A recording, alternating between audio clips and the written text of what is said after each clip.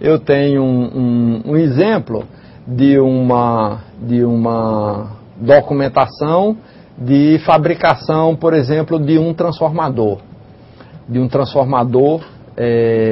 de energia, de um transformador elétrico. E aí, todos os procedimentos de montagem, todas as especificações desse transformador eram considerados documentos confidenciais. E esses documentos ficavam guardados num cofre. E quem precisava ter acesso a essa documentação tinha que fazer uma requisição e ir até o cofre, alguém responsável com a chave abrir esse cofre para que aquele funcionário tivesse acesso àquela documentação, àquele procedimento de uma alta tecnologia. Então, a pergunta é, esse documento guardado num cofre não estariam aí ferindo esse item D que diz que os procedimentos estejam disponíveis no seu ponto de uso? Na realidade, o procedimento da empresa dizia, esse tipo de documento, por ter uma confidencialidade, ele vai ser mantido lá no cofre. É o lugar onde ele deve ser mantido. Então, num questionamento, o auditor não poderia dar de jeito nenhum uma não conformidade aí, porque ele tem uma documentação confidencial guardada lá num cofre. E assegurar que os documentos permaneçam legíveis e prontamente identificáveis. É o item aí desse nosso procedimento de controle de documentos. Assegurar que os documentos de origem externa, determinados pela organização como sendo necessários ao planejamento e à operação do sistema de gestão ambiental, sejam identificados e que sua distribuição seja controlada. A gente viu lá no início que a organização precisa levantar todas as legislações que são aplicáveis. Legislações normalmente são documentos de origem externa. A organização tem que usar na última versão e não é a organização que atualiza. Lembram daquela referência que eu fiz? O que é um documento interno, um documento do sistema, e o que é um documento externo? Um documento externo é todo aquele que você precisa utilizar na última versão e não é você na organização quem atualiza. Então, qualquer legislação, quem atualiza é o órgão emissor dessa legislação. E aí, a organização sempre tem que utilizar na última versão. Na letra G do 4.4.5, prevenir a utilização não intencional de documentos obsoletos e utilizar uma identificação adequada nestes casos, se forem retidos para quaisquer fins. Ou seja, se eu guardei um documento na organização e esse documento ele sofreu uma atualização, eu vou botar pode ser, se ele é em papel, eu posso botar lá um carimbão, obsoleto. Se é um documento em meio eletrônico, eu vou colocar na pasta de obsoletos, ou na pasta de documentos fora de uso, ou enfim, eu vou identificar que esse documento, se eu precisar saber como era que eu fazia isso 2, 3 anos atrás, esse documento está na versão 5. Como era lá na versão 1?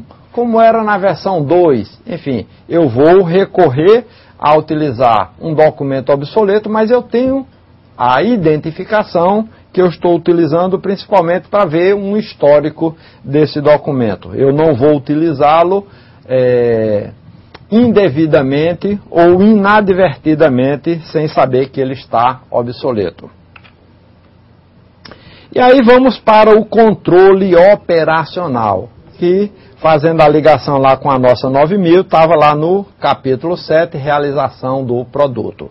A organização ela deve identificar e planejar aquelas operações que estejam associadas aos aspectos ambientais significativos identificados de acordo com a sua política, objetivos e metas ambientais, para assegurar que elas sejam realizadas sob condições especificadas. O que é isso aí? Ela vai trabalhar no controle de tudo aquilo que possa gerar um impacto ambiental significativo. Ela vai relacionar esses impactos com a política, com os objetivos, com as metas ambientais, para garantir o quê? Por meio de quê? Estabelecimento, implementação e manutenção de procedimentos documentados para controlar situações onde sua ausência possa acarretar desvios em relação à sua política e aos objetivos e metas ambientais. Então, apareceu mais um procedimento documentado para controle operacional, onde a falta de um procedimento possa gerar um risco, um potencial erro, um potencial dano ao meio ambiente, eu vou estabelecer um procedimento de controle. Determinar critérios operacionais no procedimento. Então, a organização vai definir nesse procedimento de controle operacional os critérios que precisam ser seguidos, que precisam ser atingidos. Se eu for, por exemplo, estabelecer um procedimento de inspeção no recebimento de algum material, eu tenho que ter lá quais são todos os critérios que devem ser alcançados para que eu possa receber e aprovar para uso determinado material. Estabelecimento, implementação e manutenção dos procedimentos associados aos aspectos ambientais significativos, identificados de produtos e serviços utilizados pela organização e a comunicação de procedimentos e requisitos pertinentes a fornecedores, incluindo-se prestadores de serviço. E aí, também no controle operacional, aqueles terceirizados, aqueles contratados para trabalhar em nome da organização, devem conhecer os procedimentos de controles operacionais da organização. Tudo relacionado ao aspecto ambiental significativo deve estar aí definido e todos os funcionários devem conhecer e todos os terceirizados também devem conhecer esses controles operacionais. E aí a gente vai olhar nessa grande figura quais são esses controles. O monitoramento dos fornecedores. Sejam aqueles fornecedores das matérias-primas para a entrada na minha produção, nós vimos isso passo a passo lá no início da nossa aula de hoje, e os fornecedores e contratados para aquele processo de tratamento dos meus resíduos, naquilo que vai minimizar os impactos ambientais do meu resíduo, do meu efluente, daquilo que eu estou lançando e devolvendo ao meio ambiente.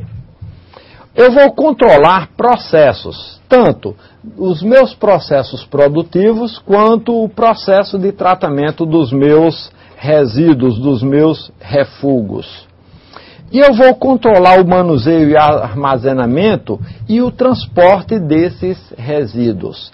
Tanto na hora que eles saíram lá dos meus subprodutos, quanto na hora que ele está indo para o meio ambiente com um impacto ambiental minimizado ou controlado. E eu vou controlar o consumo dos recursos naturais, dos insumos naturais. Por isso é que a norma usa essa expressão, do berço ao túmulo. E alguns objetivos, por exemplo, a organização que faz a captação de água no meio ambiente, seja através de poço profundo, seja através de uma captação no rio, numa fonte, seja, enfim, alguma captação de recursos. A organização vai controlar a utilização desses recursos naturais.